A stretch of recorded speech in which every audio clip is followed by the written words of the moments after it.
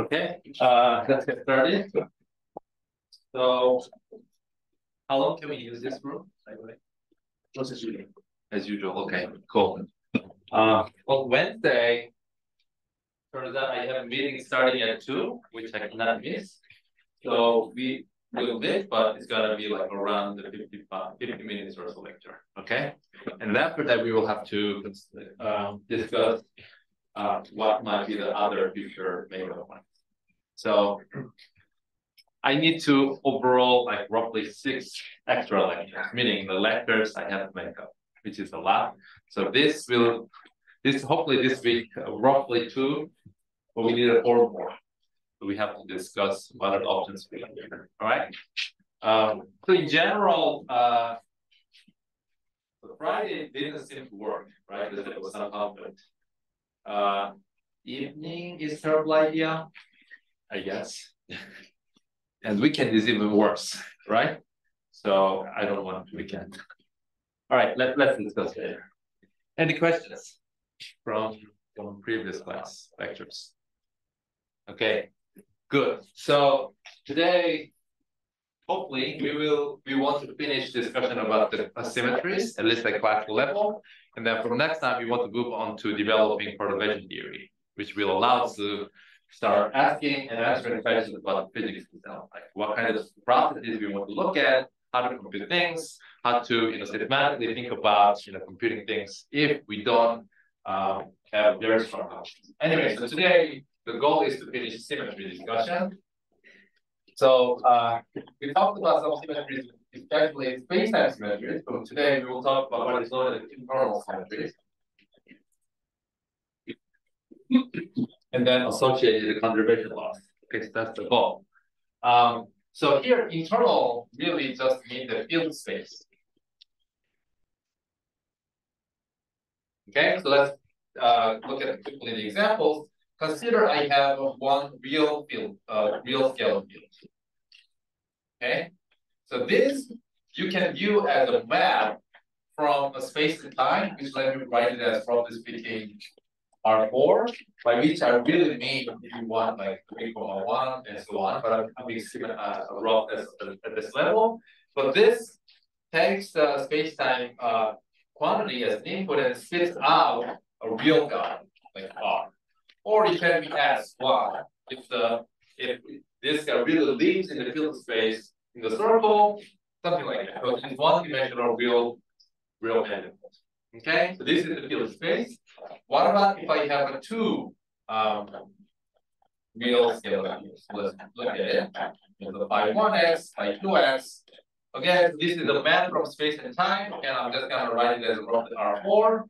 But then now this is 2-dimensional vector space, right? 2-dimensional real vector space, because I'm talking about two real scalars here. In this case, the field space, or phi, is a map from the space and time to say R2, or S2, or T2, whatever. Depending on the details, it maps from the space-time into 2-dimensional real internal space, field space. You can keep going. Okay, so anyway, so here, in this part, when I say internal symmetry, there's gonna be some rotation sort of thing that happens in this field space.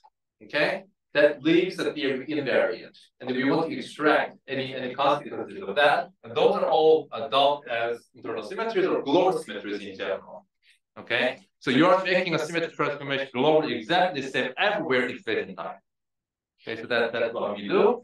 So let's study this according to examples. So by looking at examples. So we're going to consider a couple of examples. So the first example I want to look at is 2 real scalars. Scalars, and we talk about here. So I'm just going to write it by A and M squared by A by A. Where by A, I mean by A, where A plus 1, 2. Exactly in this form. Okay, so, and then I can write this slightly different way. So let me just do it. Let me just now introduce the vector.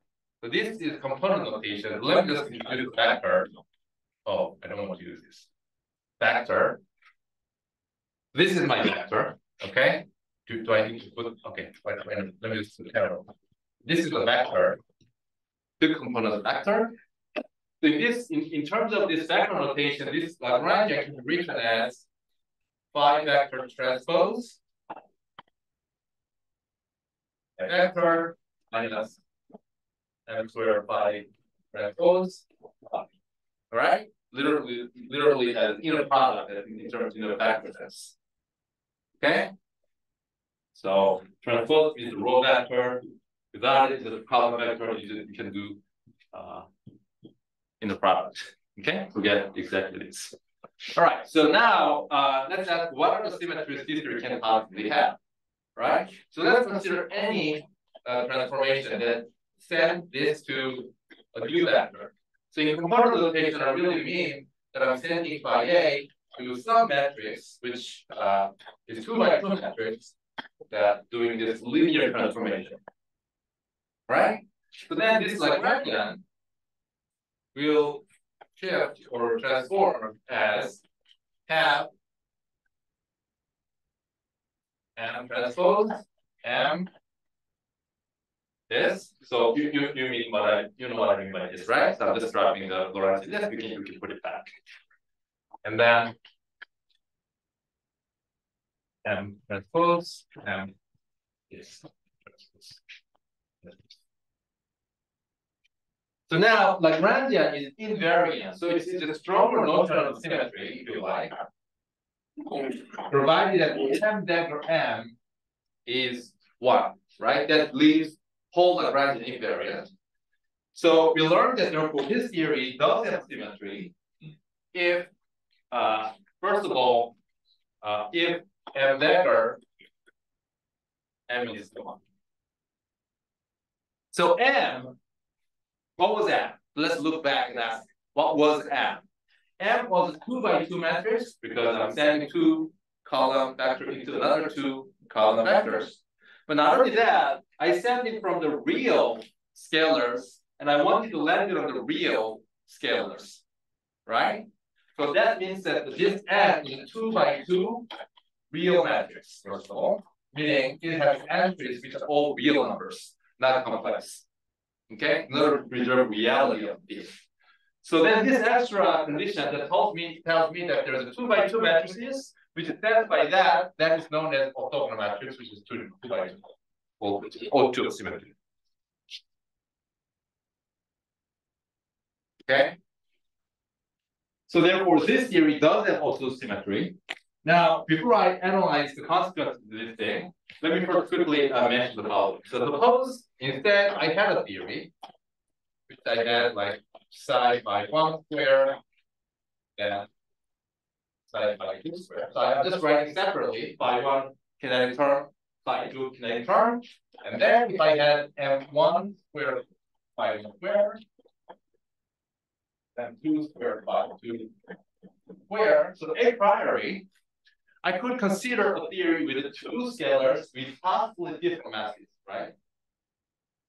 If that were the case, even though the kinetic term still could have O2 symmetry, this difference in the mass will explicitly break the symmetry, right? If M1 squared were not the same as M2 symmetry, then there is no this O2 symmetry. So in this case, you learn that exact symmetry means exact degeneracy, or vice versa. So first lesson you learn from this symmetry is that symmetry means that something must be the same. Some spatial structure must be there. In this example, you learn that exact O2 means exact degeneracy. Okay? And not only that, there's a lot of lessons one can extract from the fact that there is exact symmetry, or even the symmetry being not exactly the same. Suppose this is almost the same, but not exactly so. But then you can consider the case where the difference between the masses is so tiny. You say, oh, okay, I'm purist. I should say no symmetry. What are you talking about?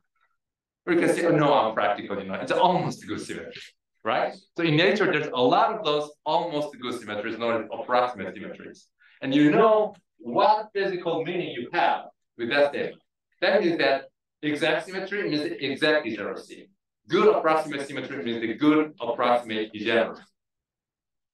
You even know what controls that meaning, meaning the difference between these two in this case. Okay? So we will go through more of these examples, but for now, let me just mention and then move on to the next. Any question? Okay, now we have a symmetry. Now we can analyze with that symmetry. So now actually analyze the meaning of the symmetry.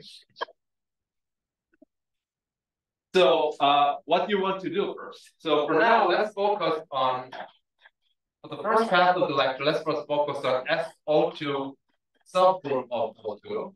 So what do I mean by that? So let me quickly analyze. You already learned that. So suppose I take any element of O2. Okay, so this is 2 by 2 real matrices, which is orthogonal. Okay. Now the property of being O2 means that G transpose G is 1. Now, if you look at the determinant of this thing, you get from this, you get determinant of the G square is equal to 1. Because determinant of the G is the same as determinant of G transpose. Okay? So this side gives you determinant of G of square, and the right side is just 1. So what that means is that since this is real, I cannot even imagine talk about i's. Okay? It is illegal to imagining I in this game. That means that the whole group can be divided into two pieces. One that has determinant of G being +1, and we know that this any such G is continuously connected to the identity, right? Because identity also have a 1, so this has a 1, so you can smoothly connect the identity. All those part is known as the spatial orthogonal group 2. Okay, spatial means the determinant is equal to 1, and it is smoothly connected to identity, and we talked about this in the context of Lorentz group, right? Lorentz symmetry, there's a proper orthogonal part, and then there's parity, time reversal that connects all remaining pieces. Okay, this is the core version of that. And then there's this piece that determinant minus 1, which is not continuously connected to the identity. So we would call it proper rotations and improper. So proper orthogonal Lorentz part and improper part. So for now, what I'm saying is that let me just focus on only this part for like 10 minutes or less. And then later I will move on to this one, which is connected to one of the discrete symmetry known as R conjugation. Okay, for now, I'm gonna spend some time on with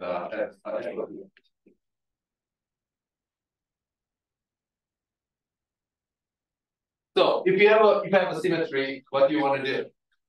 You really want to compute the conjugate curves and construct charge operator and look at what the charge operator does on the field, right? That was the sequence we have gone through. So conjugate curve. J mu, the general expression was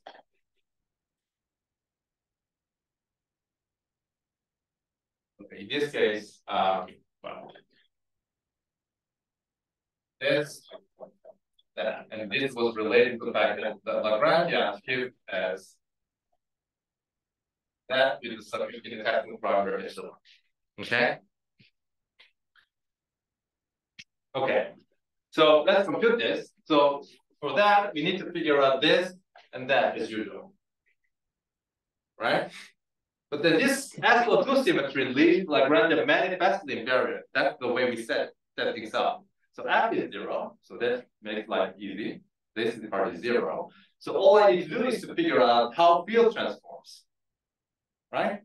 Now how field transforms? Well, this is SO2, literally SO2 rotation acting on two vector, which is phi 1, phi 2. So it just rotates. So I can just write it down as phi 1, phi 2 goes to phi 1 prime and cosine epsilon sine epsilon 2 by 2 rotation. Literally on this way. Phi 2. So in the limit where epsilon is very, very small, this is approximated as the 1 epsilon minus epsilon 1.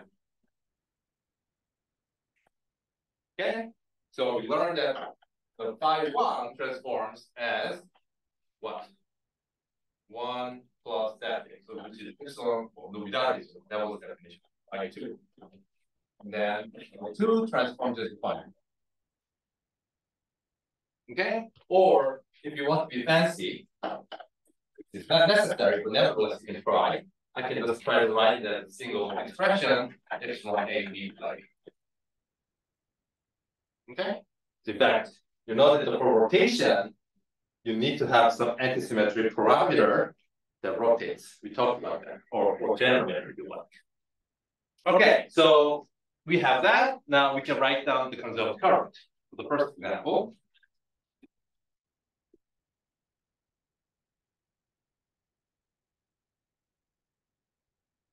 So the current is going to be J mu.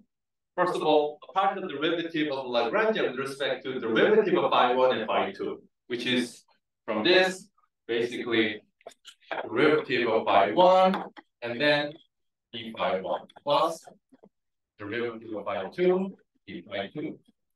And we just work that out, which is derivative phi1 and 2 minus, because it's minus, phi2, phi1. Okay, good. So you can derive Noether's current, no problem. Now, next thing you want to write down is charge, right? So now you have current. Now I'm going fast because this has been the systematics we discussed carefully, right? Now you just no-brainer compute things. So okay, let me just compute this. X, J0. And you can just plug it back in. Now, this theory is quadratic because I have only terms which are quadratic field. In other words, before I write down this, let me note the following. So if I modify my theory, that theory, with inclusion of a set of a lot of interactions that all look like some polynomial, power polynomial of phi transpose phi, none of those extra terms will break the symmetry. Why is that? Because this combination, particularly combination, is as O2 invariant terms, right? You can just raise any power you want, and any of those terms will not break the symmetry. So in fact, this O2 is a good symmetry of any of class of theory that looks like this. Okay? In other words, you can say fancy way, none of this parameter is O2 breaking parameter. Right? This is G sub n, which is I'm just labeling according to the power that I'm giving to this term.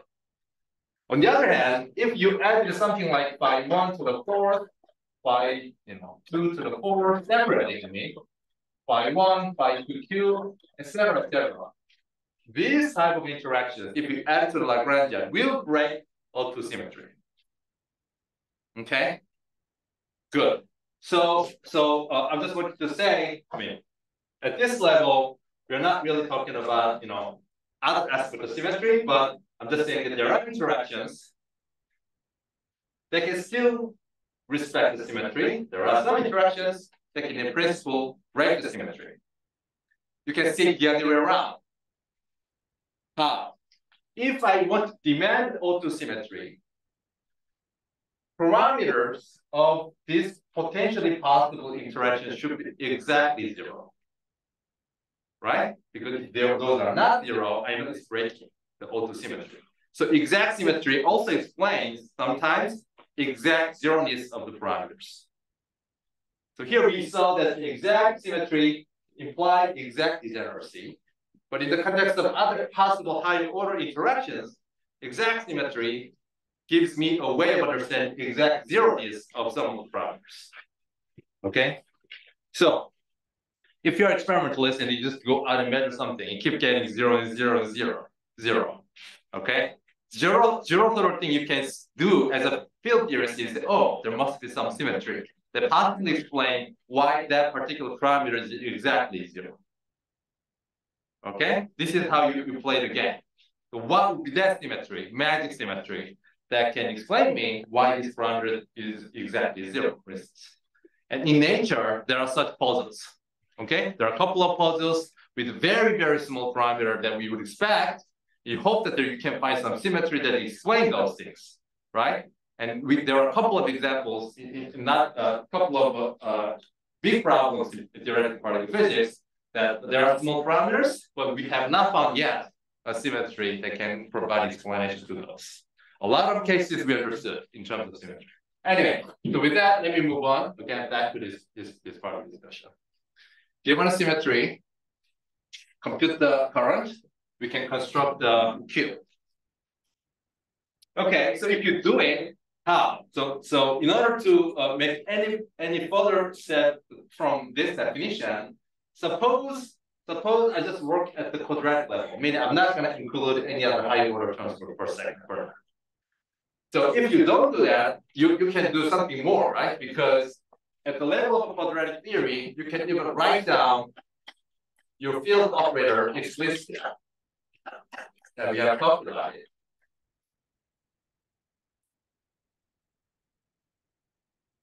Wow, this is first time.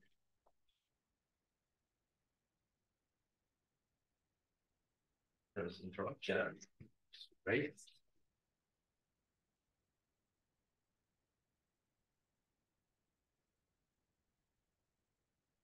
Okay, and you can write down similar expression for the phi 2 too. So now you can plug that expression into here. First of all, into here, and then you can plug back in. You can try to derive Q in terms of creation and annihilation operators, right? You can do that. Okay, now let me just write down the answer because you should be able to do it because you have the expression for phi, you have the expression for j. You can just plug in. You can do the derivative acting on the field. You should be able to plug it back in. Okay, so you should be able to do it. So I believe that thing looks like. Okay.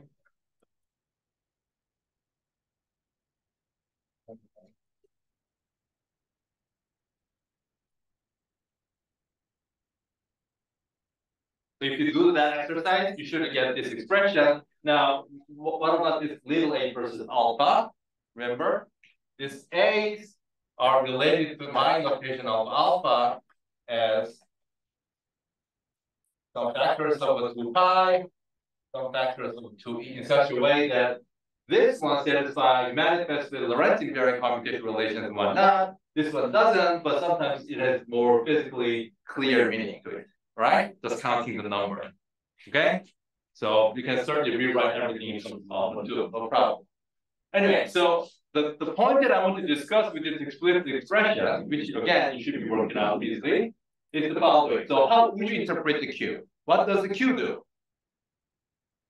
First of all, if you, number one, if you take the Q acting on the vacuum, it manifestly zero, right? Because there's annihilation operators to the right. So it's normal orders. Which means that, okay. Should I say? So now you know that you can construct this is charge operator. We talked about you can construct now symmetry defect operator last time. And that looks like e to the I epsilon Q, right? You can exponentiate. What that means is that if you take that symmetry operator, acting on the vacuum, that leaves vacuum invariant. Right? Because at the algebraic level, Q annihilates vacuum. But if you exponentiate, this guy has a 1 plus Q squared, and so on and so forth. All high order Qs basically give you 0 contribution. The only contribution you get is from 1 that you get from expanding the exponential. Which means that algebraically, meaning if you look at algebra, if the generator annihilates the state, that means that the state, the symmetry transformation itself, binary transformation, leaves that state invariant. Okay, there's a connection I'm making. Again, algebraically, generator kills the state means that the full finite transformation leaves the state invariant. Clear? This is important property, but I'm not going to say why that's important. So anyway, so this symmetry leaves the vacuum invariant. 2. What's the physical meaning of this thing? Either you kill a state type 2, and then you create a state type 1. Or you kill a state which is type 1 state, meaning created by 1, and then you create a type 2 state, right? So that's how you can read this expression. But that's not so clear, right? That's not very manifest. I mean, it's good. It's okay. It has all the good properties to be a symmetry, but it's a little bit obscure. Why am I saying that? Q, now you should be able to check that, first of all, Hamiltonian of this theory, again, after quantizing this theory, you should get something like, without a this, EP,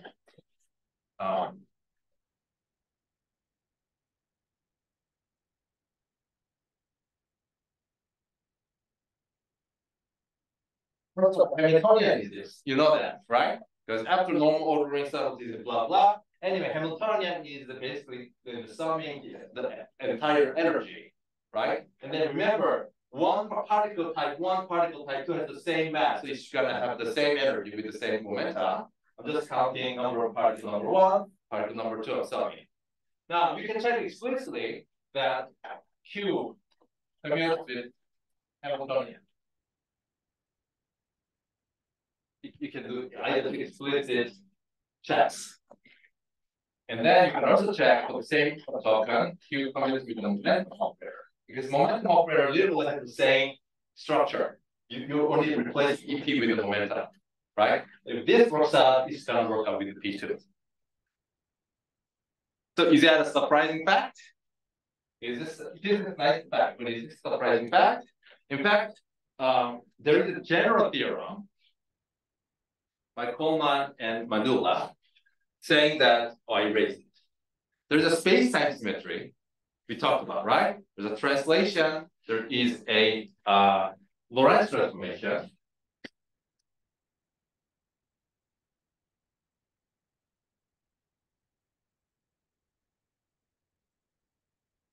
Right, so we talked about space-time symmetry, and then I say I'm gonna start discussing internal symmetry today. And there's a theorem, mathematical theorem, says that they almost always commute, meaning there's internal symmetry that does not talk to internal space-time symmetry or vice versa, almost always.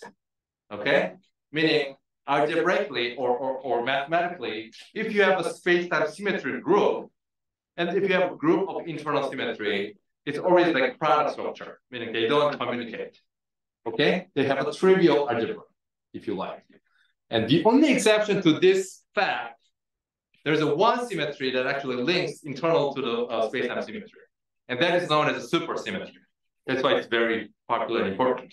But anyway, you don't have to know that fact. For now, I'm saying, yes, you can check explicitly that space-time symmetry generator commutes with internal symmetry, but I'm saying there's a bigger statement.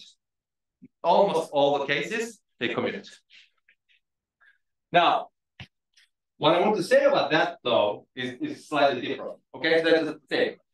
From this, you learn from quantum mechanics that you can always find eigenstate that simultaneously diagonalize Hamiltonian as well as the skew, right?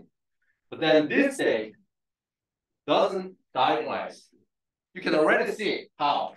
See, under the operation of the Q, this particular basis is not an eigenstate of Q.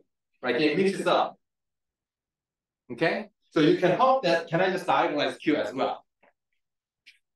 There will be clear a way of proceeding. So that's the next thing we want to talk about.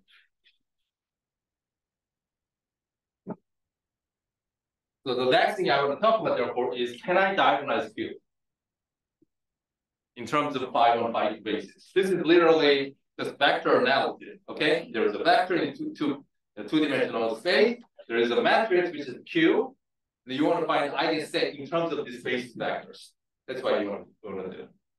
Okay. So how are we going to proceed? Well, let me define a capital phi, and then you can form a. Did I use alpha somewhere? Yes, I used alpha. What do you like? Coefficient of A. This A. B phi 2. And you can ask, can you find the choices of A and B in such a way that this now diagonalizes Q? Okay, so that's the question here we're asking. Let me just give you an answer. The answer is that you can diagonalize it if you pick A and B in such a way that this particular combination comes about. Okay, so let's check more carefully. I just claimed it here, but I did not show. So what do I mean by that? At the level of creation and annihilation operator, what I'm saying is the following. We had a set of operators, A1 and A2. And the Q was not written in a diagonalizing form. In fact, this has only off-diagonal terms, right? So then I'm saying if I define the B, which is this combination, and then C, because there are two vectors, I have to choose two basis vectors, which is orthogonal to this one, which is minus 2. And then obviously you will have associated the creation operators, which is the complex conjugation of these expressions. Okay? Then you can just literally plug back in there, right? And show that Q is nothing but if repeat, then B. So now this is diagonalized.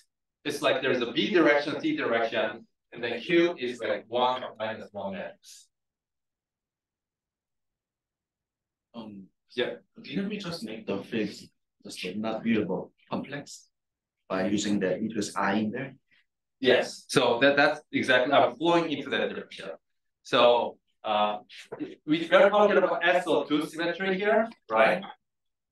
And then SO2 symmetry in terms of structure is isomorphic to U1 symmetry.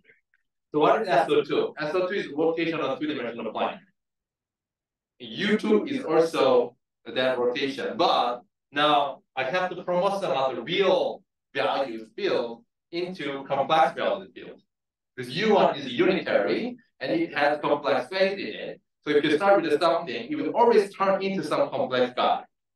So if I demand that I want to leave it only in the real valued guy, I cannot make use of this thing.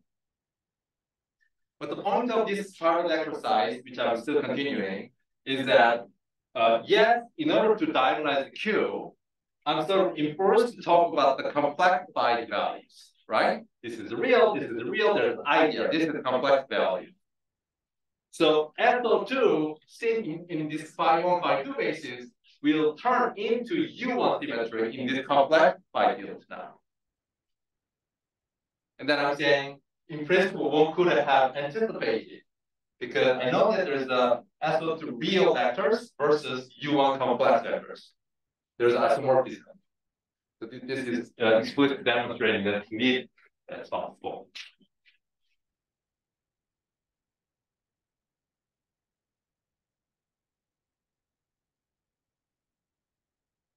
Okay, any question? By the way, I highly recommend to read through the commas. Okay, here I'm just giving, I'm skipping some of the detailed steps, which are important to be able to build it by yourself. Okay, so go and do it.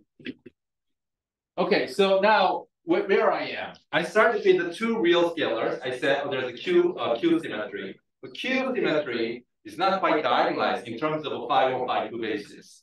And then I'm saying, oh, there is a way of diagonalizing Q operation because Q commutes with H, the Hamiltonian. And quantum mechanics, rules of quantum mechanics tells us that I should be able to diagonalize Q2. I'm saying this indeed diagonalizes the Q matrix. Now, let's understand the physics meaning of this equation now. What does that mean? Instead of calling particle 1 and particle 2, I can say particle B and particle C. And what Q tells me is that it can count the number of C particles. Whenever I see C particles, I assign a minus sign to that, right? That's what this equation means. Whenever I see a B particles, I say you have charge 1. So this therefore tells me that there are two different kinds of particles. One comes with a +1 charge. The other comes with a -1 charge. Okay. So then in terms of equation, this can be written more explicitly. Let me just tell you that. So phi. Now, if you just plug in the expression, you get the following equation. I'll show you.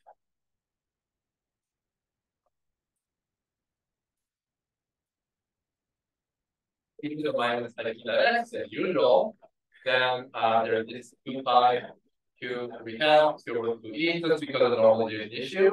But don't worry too much about this factor. B as an annihilation operator. And then you have conjugate KAIST, again the same factor, simply because of the normalization issue. And then there's a CP factor. And then commercial condition first. I literally just have written this down, okay, and using these definitions. What does that mean? This complex field now has annihilation and creation operators, modulo some locations. Okay, that's just normalization part. This does, if you take this guy act on the vacuum, it can create a C particle, or it can annihilate the B particle. Right? If you start with a state that has several numbers of B and several numbers of C particles. Adding a C particle reduces Q charge by 1. Right? Because every time I have a C particle, that guy carry -1 charge. So every time I create a C particle, I reduce the Q charge by 1. Every time I annihilate the B particle, since B particle always carry +1 charge, I'm losing 1, which means that I'm also losing Q charge by 1 unit. So this Q, therefore, whatever it does, always reduce Q charge by 1. Therefore, it diagonalizes. Okay? And then you can write down the obviously by dagger 2, you will get CP here, and then the dagger there, right? Again, same thing. So therefore, in this case, phi dagger operator, which is complex conjugation of that thing, creates B particle, therefore increasing Q charge by 1, or annihilate C particle, which means I'm removing a particle which had charge -1. So I'm increasing 1 unit of Q charge. Okay, so this, therefore, one can show, therefore, that this always carries overall charge -1, and this carry overall charge +1. Okay. In fact, let me do one more step. So let's start with the Lagrangian that had, again, this term.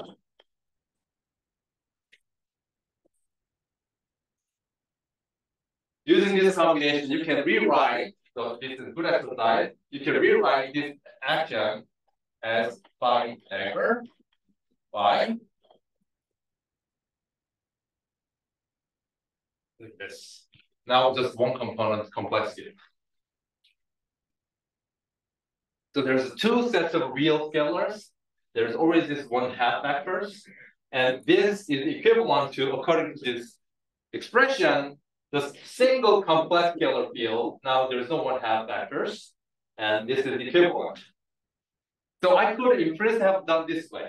I could have said that, okay, here is the Lagrangian in terms of real scalars. Let me just rewrite it in terms of complex field. Okay? And then let me just look at this Lagrangian instead of that one and ask, what is the symmetry of this thing? Right? I could have done that exercise. So let's do it. So now this is complex field. So let me just make some transformation, which I just call U. Now this U did not be real because I know this is complex. I'm okay to send it to whatever random complex value 2. Then Lagrangian goes as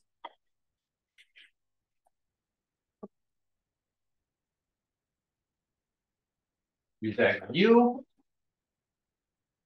right?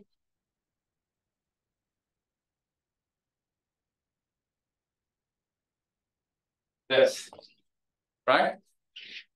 So U is any complex value matrix, but since I have only single field. This is a 1-by-1 complex matrix, otherwise known as complex number. But it has to satisfy the fact that this is equal to 1 in order for it to be a symmetry of the action. So that just means that I have a symmetry, U dagger U is equal to 1, otherwise known as the U1 symmetry, because it's a single vector. That's U1 symmetry. Okay, everything consistent. Here, yes. Yeah, actually, two symmetry in the two right color. Yeah. But U1 is I thought SO2. That's right. Good. Yeah. Is there some hiding? Yes, there's something hiding. Great. So the question was, we start with here, and I said that there's O2 symmetry, and there's SO2 part, and there's this reflection part. And then I'm just showing you that if I do this, the mapping, I can recover U1 symmetry in the complex language, but I only captured SO2. So what was the remaining part, right? That's your question, and I will explain. That is also exactly captured the same way.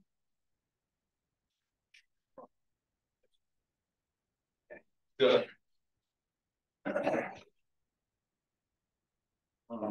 Yes.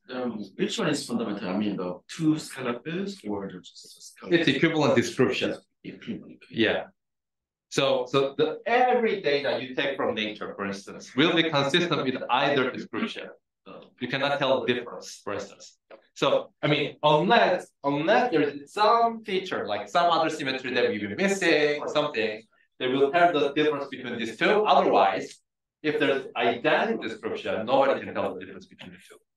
In fact, there's this concept known as a field redefinition. So starting from the one Lagrange written in terms of all kind of field, there is legitimate set of redefining the field. This is the one example of field redefinition. Okay, and so long as such a field redefinition give rise to the same set of what's known as aspects, which we will develop soon, then it's kosher thing to do. And you cannot tell the difference between these two descriptions. And historically, people made some field redefinition, which turned out that illegal field redefinition. And they were totally confused.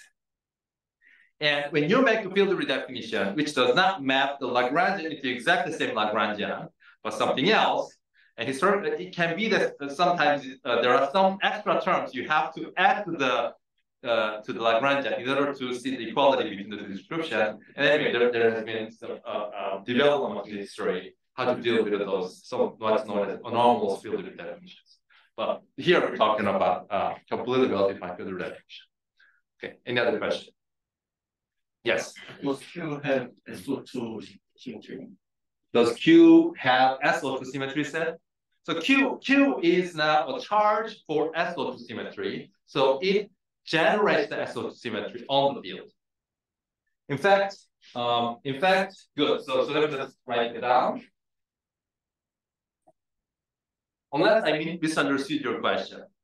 So okay, let me just say it again, and if that doesn't answer your question, ask me again. So I have written down Q in terms of either A1 or A2, or I have written down Q in terms of B or C, right? So I have written down this both cases. And then you can just work it out, the fact that, in fact, Q, if you act on either, for instance, the first version, 1, it will give you minus I times how this guy transform, and similarly this. Okay, so how do I know that? Well, I know how this is written in terms of A and A diagrams. Then I know how Q's are written in terms of A and A diagrams, as I told you here, right? You write down, you derive J, you construct the Q in terms of field operators, and they plug back in. I have written down Q, which look like, remember, you repeat 1 dagger A2 minus 2 dagger A3. So now, since you know the commutation relations of this creation and annihilation operators, and the phi, or we can also in terms of A's and A daggers, we can just work it out and check that this is the case. Now, what's the interpretation? Remember, starting from the classical symmetry, you derived Noether's theorem, you constructed a Q, you quantized it, you made it quantum field, and then you go back and got the fact that Q now actually generates the symmetry acting on the field, and this is the equation. Okay. Now, as you see from as you see from here, okay, so that was by 2. So by 2, that was by 1, I believe. So you see that this doesn't diagonalize the thing as we talked about, but if you write this in terms of B's and C's, meaning in terms of this complex field, now you will see that instead. Well, that equation is always true, right? I derived this general fact last time using the word identity. But then now you will see phi up to minus 9. So by dagger, instead you should get minus 8 by dagger. I might be making a mistake about the relative minus sign. The point is clear. Q, in terms of complex field, not directly acting on the phi, it turns that into the phi. And then it takes the phi dagger and turns back into the phi dagger. So the finite version of this transformation, or even here, can be written as follows. Basically, phi goes to e to the minus of I lambda phi. Phi dagger, which is complex conjugation, goes like e to the I plus I lambda, some parameter, phi dagger. Okay? So it turns into itself, it diagonalizes it.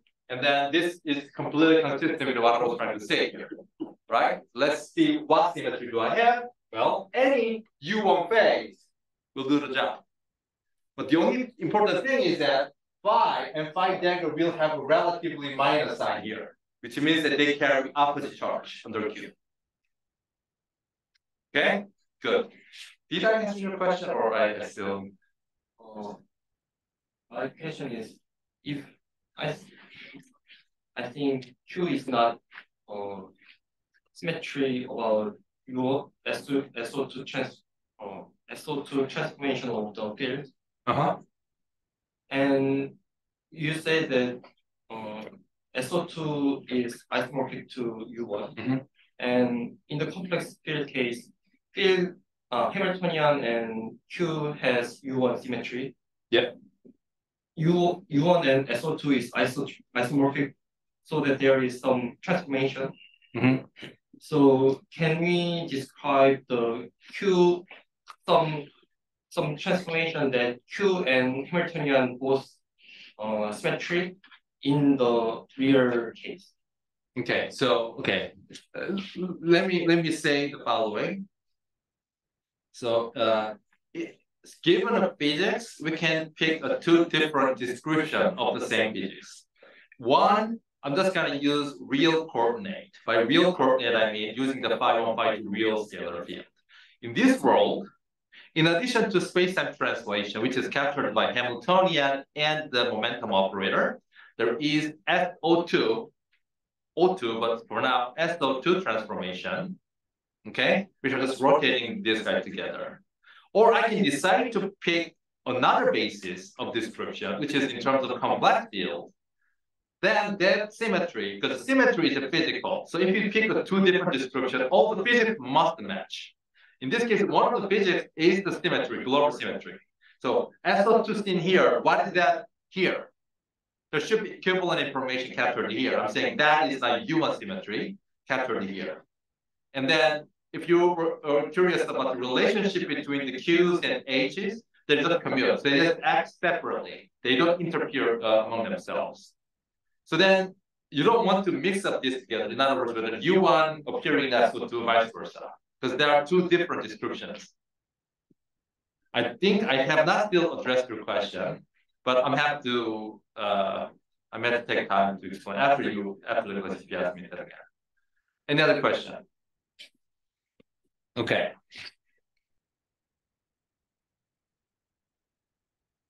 So in Coleman's book, I can explain now, but I want to rather spend time talking about the discrete symmetry. So let's move on. Here's a discussion of why you can treat phi and phi dagger as independent dynamical variable. You might say, "Oh, that's crap," because this is absolutely the complex conjugation of the phi. Looks like they are not independent, right? So what does that mean? That now I'm treating this as if they're independent variables. So let me just say the word and then go back and read it and come back to me if you don't get it. Okay? Yes, you're right that expression-wise they are just complex conjugation of each other. Now remember, what was the motivation of introducing quantum field as a fundamental variable and using Lagrangian? It is almost like mnemonics, right? So we start with the course by saying there's an important thing about the causality, unitary, blah, blah, blah. And then we develop what are the communication relations that we have to satisfy, right? And then I say, okay, this is great to understand. But then all the same information can be deduced if I just say, okay, I'm going to take a field as my fundamental variable, and then let me ask, what are the properties of field this to satisfy, right? So equations of motion of phi and so on and so forth automatically give rise to this important information that I have imposed on the consistent theory. Then I said, okay, let me just construct a Lagrangian, and then if I no greater way of computing equations of motion and so on, will automatically guarantee that I get the right answer. So in that sense, Lagrangian and quantum field was some sort of mnemonic machinery that I can use. Okay? Then, in that context, there are important properties of communication relations of B and C must satisfy. And then you will see that if you treat phi and phi dagger as if they're independent variables, you get to recover all necessary communication relations you need to get. All right? So that's what's justifying why you have to treat phi and phi dagger as independent variables. The last thing, let me say that again. Only if you treat phi and phi dagger as independent dynamical variables, therefore you derive conjugate momentum for phi and then conjugate momentum for phi dagger separately, equations of motion for phi, equations of motion for phi dagger separately, then only then you get to recover an entire set of computation relations and information that you have to have. Okay? So you might say, okay, Lagrangian, if you take Lagrangian as a fundamental object, then you're really confused, right? Because the phi and phi are necessarily complex conjugation. If that is the fundamental starting point, why am I instructed to take that as a independent variable? I'm saying that was not original starting point. There was original starting point in terms of causality, computation relation, and so on and so forth. Lagrangian is a machinery to get to that point. So I have to say whatever that I need to do to get to that point, I'm just gonna accept it. And one of the things you have to accept it is that you have to treat these two as independent variables. Okay? Go back and read it and come back to me if you need help. All right.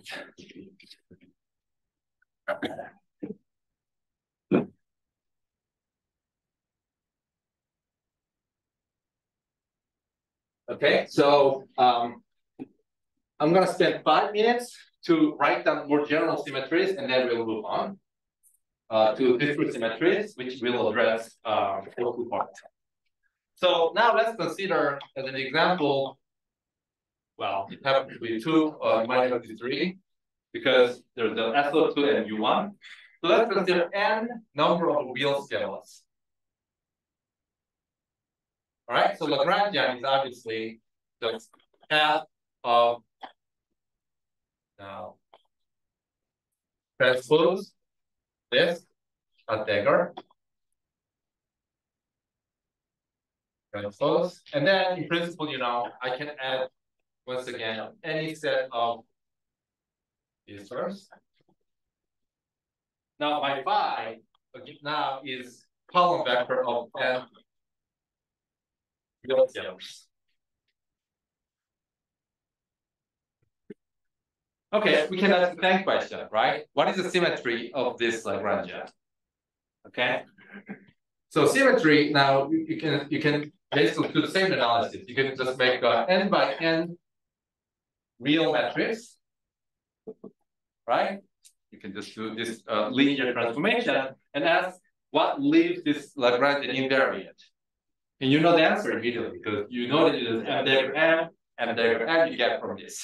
So therefore, the symmetry of this theory is n by n real matrix with m dagger m or m transpose m equal to 1. And that is what?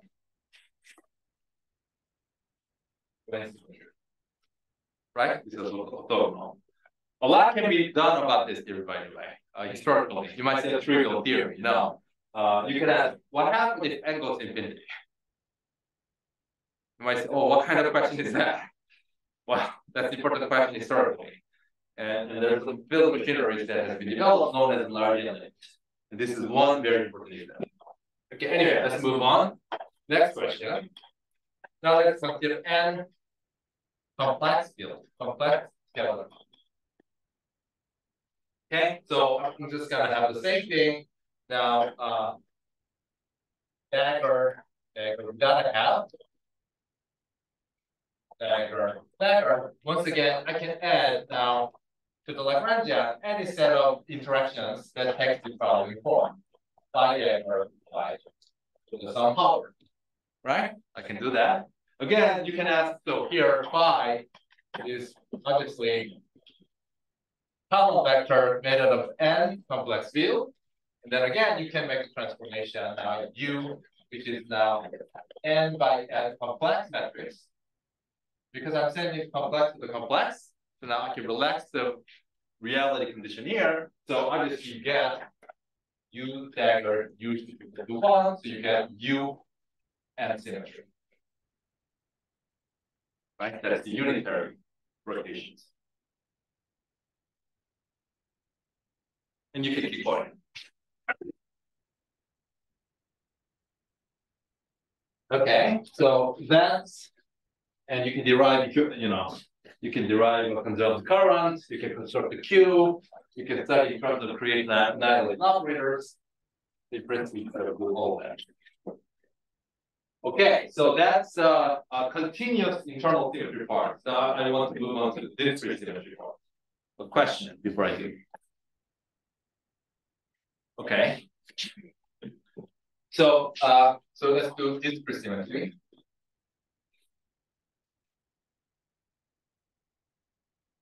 So here we primarily consider 3 discrete symmetries known as C and P and T.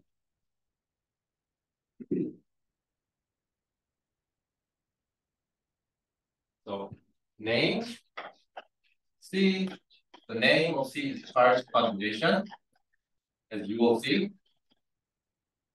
Common does not like the name, but it's a name. P, the name of the P is a parity. T is time reversible.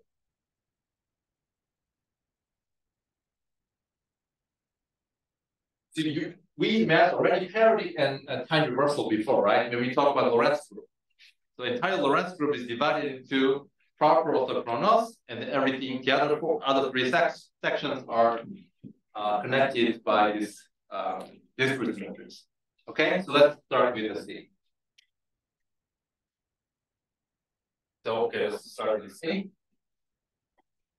But to illustrate the point, so basically, as the name suggests, roughly speaking, C takes a state with charge 1, for instance, and turn that into a state with a charge -1. So it negates the charge, or make it opposite charge state. Okay, so that's why this name comes from. But let's be more precise about this. Before that, let me say that these are symmetries. These are discrete, but they are symmetries. And we discussed the fact that if there are symmetries, you want to find an operator that performs the symmetry in the Hilbert space, right? So I want to make one general point, which will be important for the rest of it. So what are the form of those symmetry operators we have to take? So consider a state. So for instance, I have a state like A, some in the Hilbert space. So this is genuine state in the Hilbert space. But I'm just going to use the following notation. Is that necessary? Is that necessary? Yes, it's necessary. So let me just use the notation. Is that necessary? I don't think it's necessary, but let me do it anyway. So instead of this, let me use the notation like, that's really weird.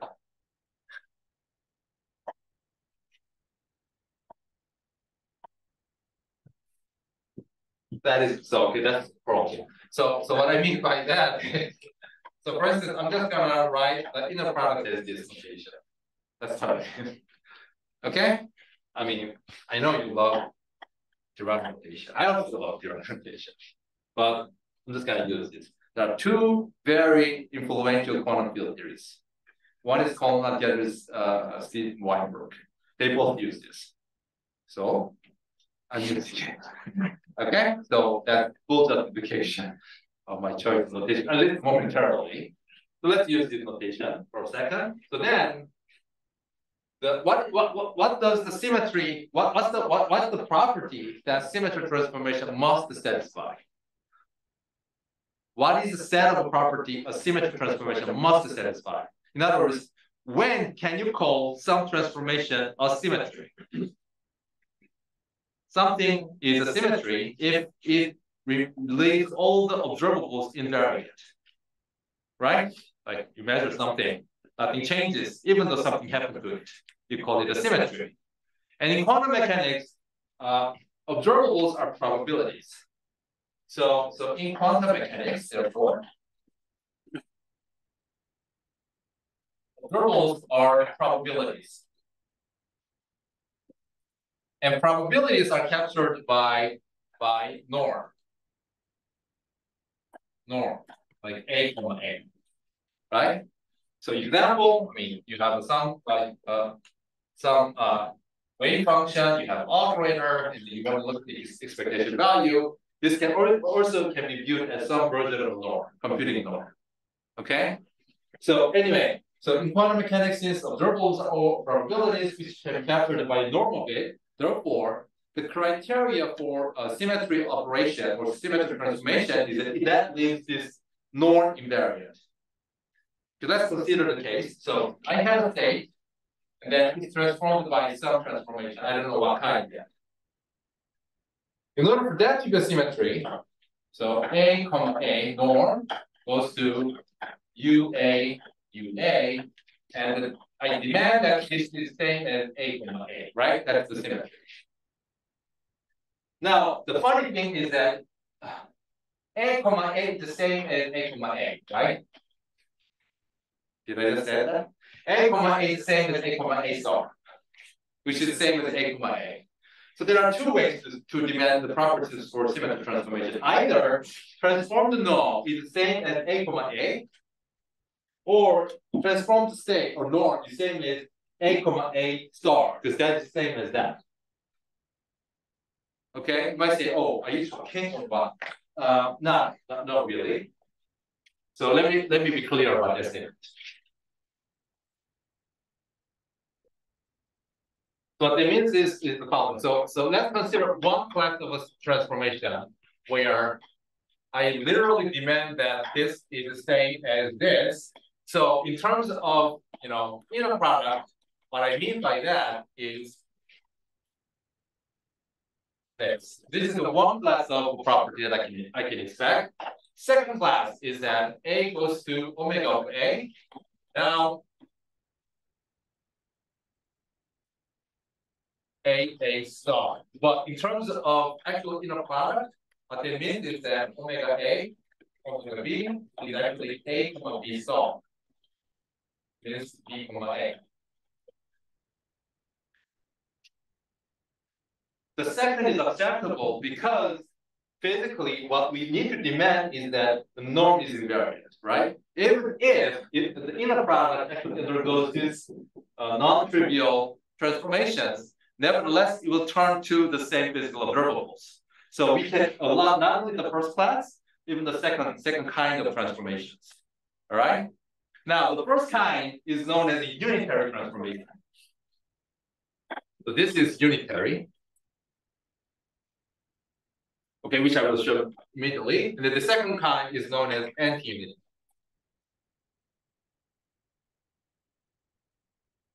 So in a physical world, we can expect two different kinds of symmetry transformations.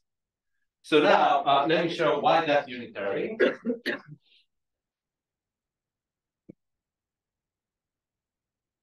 So for that, let me introduce the notion of adjoint. So adjoint an operator. So suppose I'm looking at A comma some operator A acting on B.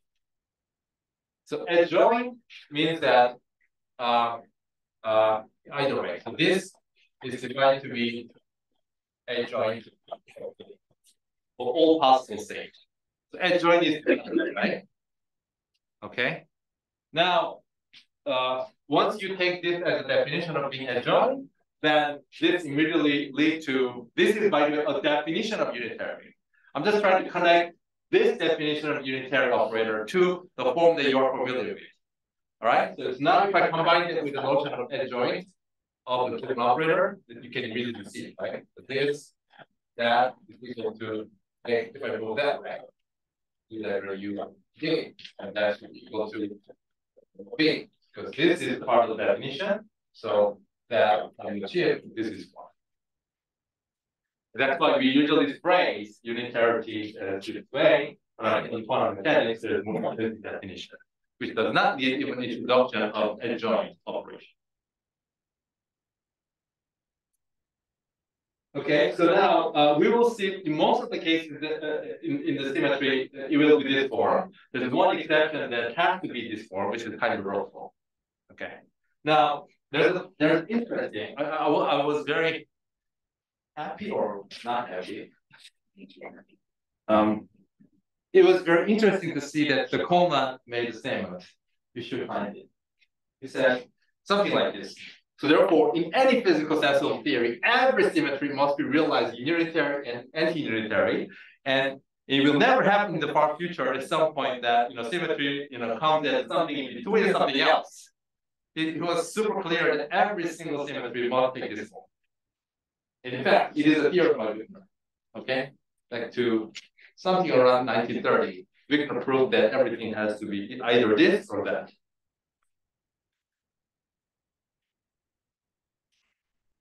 Today, I mean, since 2022, last year, the community learned that there are symmetry which is neither this nor that. Okay, now we are living in the time that even that mathematical statement is not anymore true. And those symmetries known as non-invertible symmetries, one of the very active research fields. Okay, so sorry, no, that's not true. There are other classes of symmetries. In fact, as of today, I told you last time, what is the general definition of symmetry? You should be able to find a topological operator. I told you that, right? That is preceding any of these definitions that has been constructed a long time ago. Okay? Anyway, I was super fun to find this. Okay. Let's move on. Another big thing that I need to say is that any unitary operator is necessarily linear. I'll write down the definition of it. And for the same token, anti-unitary operator are necessarily anti-linear. So what's the definition of linear?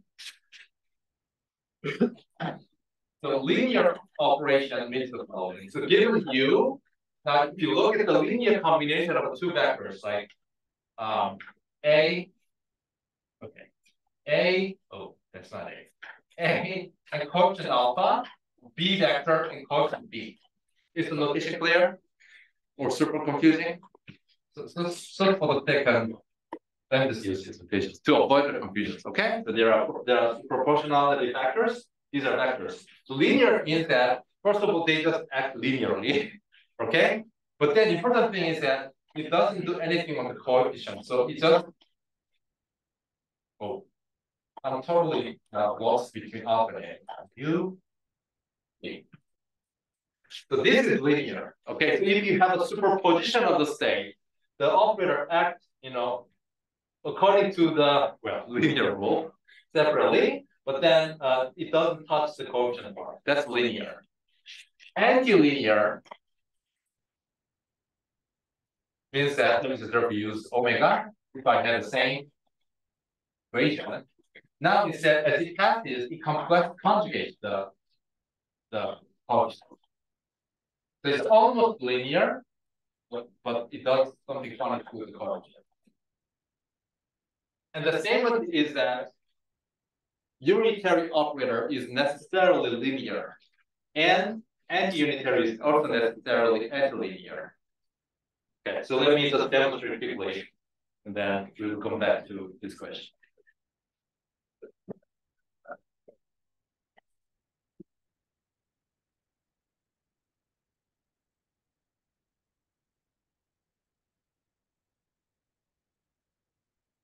Okay, question. Good.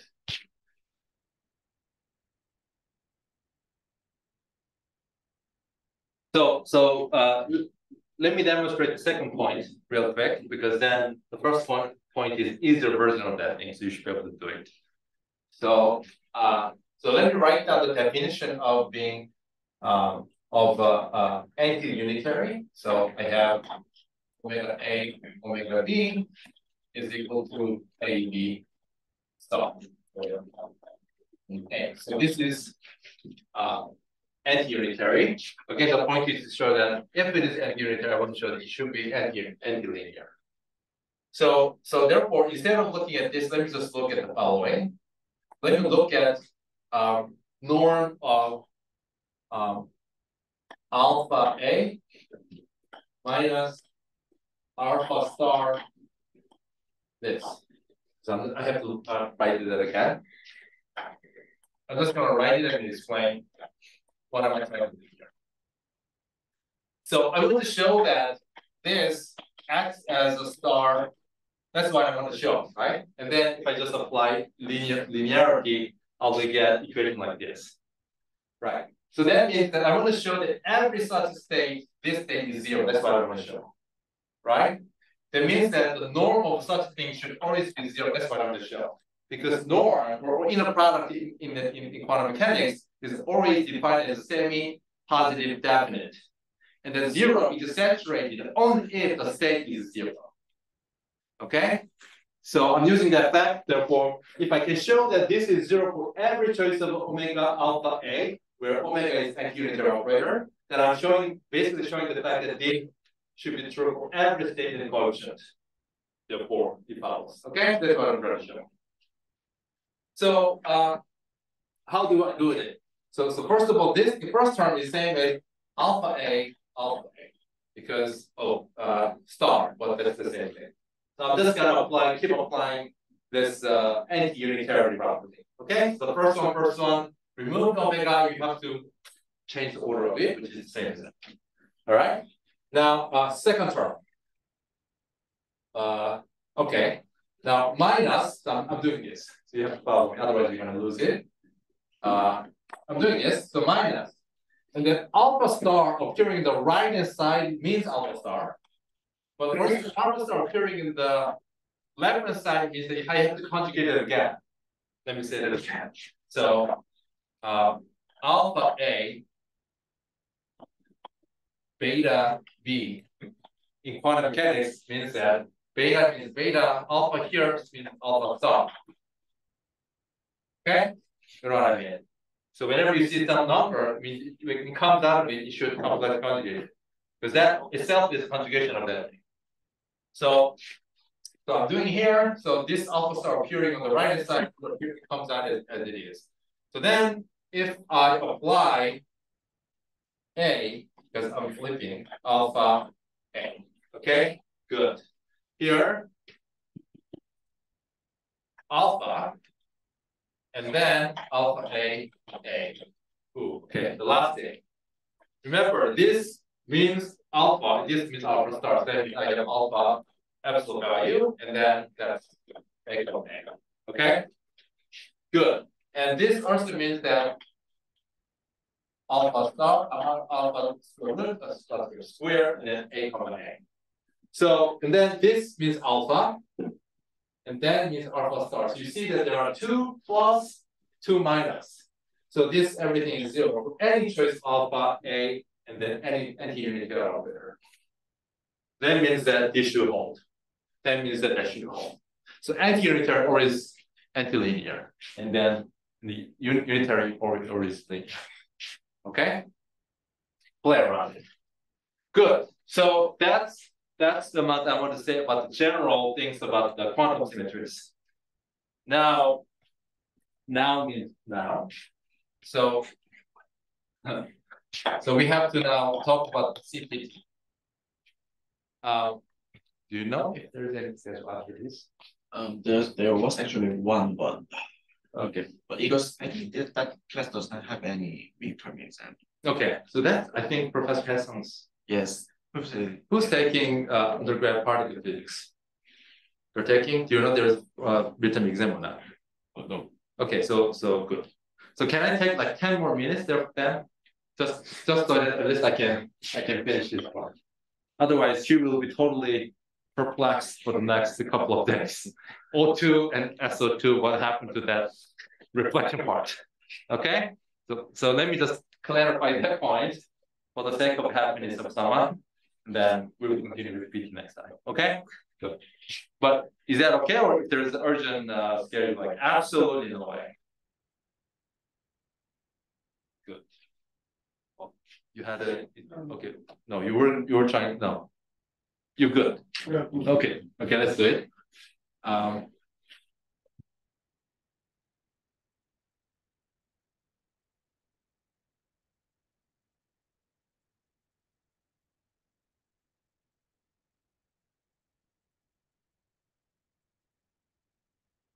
Okay, so let's continue discussion of the C. So we are gonna start with again the two-scalar theory.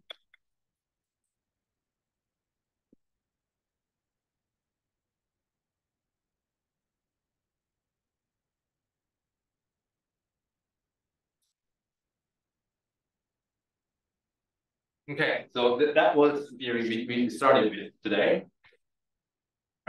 So this one, as we talked about, there's O2 symmetry. Okay, and then so then this has SO2, and then entire O2 can be recovered as a combination of SO2 and the one particular, reflection symmetry. Okay, so what am I trying to say? What I'm trying to say is that okay, let me not write. Should I write it? So whatever. Let me try. I think it looks like this. Don't worry about it. Okay. So what I'm trying to say is that this expression just means that don't lose your way just because of weird looking expression. It's better just to forget it rather than just delve into this, get confused. What I mean by that expression is that any O2 transformation is a linear combination of SO2 superimposed with a particular reflection. Here, reflection, I mean there's a phi1, phi2, and then I'm just going to reflect it in such a way that it has a determinant -1. For instance, I can pick this. Okay, this manifestly has a determinant -1. You might say, oh, what's the special about this versus minus being here? It's the same, because if you take this and then if you do the rotation by pi, which is literally doing flipping both sides, you go back to having minus here. You see, so therefore this parity is equivalent to, sorry, this reflection is equivalent to this reflection. Because this is related by some rotation, right? This is a rotation by pi, acting on both pi and pi2. All right? Good. So now let's look at therefore this reflection.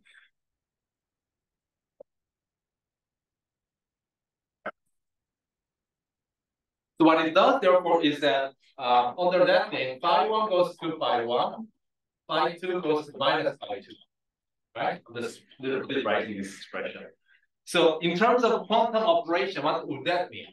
So that means that there should be either unitary or anti-unitary operator for this C transformation. Okay, so let me use that for U of C. In fact, it turns out that the symmetry operation for C is unitary realized, unitarily realized, rather than anti-unitary. How do you know that? You can hypothesize unitary and then go through the exercise as I show now and see everything makes sense. And if not, at some point it will crash. Meaning, as we will do next time, if I try to say write down the unitary implementation of T, I will immediately crash. Okay, and then that can be fixed if I say this is indeed anti-unitary instead. So here, let me just hypothesize that T is unitary, and that equation can be written as operation by that thing is the same as by one. Well, I'm just writing the same thing many times here, but all have different meanings. I'm just writing it. Okay, that's what it means. Now, everything is operator notation. This is a quantum operator, quantized. It's a unitary operator, and then this is performing the symmetry transformation. All right, good.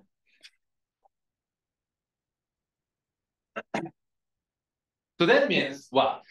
So it counts phi 1 particle with the positive sign and phi 2 particle with the minus sign. So it basically it knows how many phi 2 particle is there in the multi-particle state, for instance. So in other words, suppose I had some number of particles. Some of them are, some of them are type 2 particle, some of them are type 1 particle, right? Then if I do this UC operation, it will tell me how many phi 2 particles are there, right? Because it doesn't say anything about phi 1, it's always giving you just one, meaning it doesn't act at all. So this process will give you minus 1 to the n2. Where this is literally counting the number of type 2 particles. That's right. Like A, E, 2, dagger, A,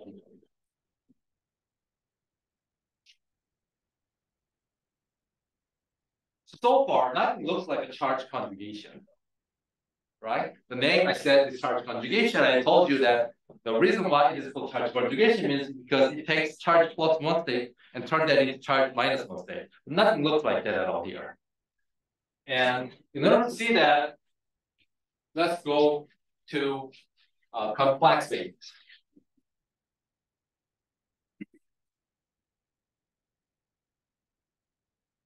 So that immediately tells me the following. So if I look at the phi, complex field phi, so this will turn into phi 1 goes to phi 1, phi 2 goes to phi 2, that literally goes to phi dagger, and vice versa, by C sub U.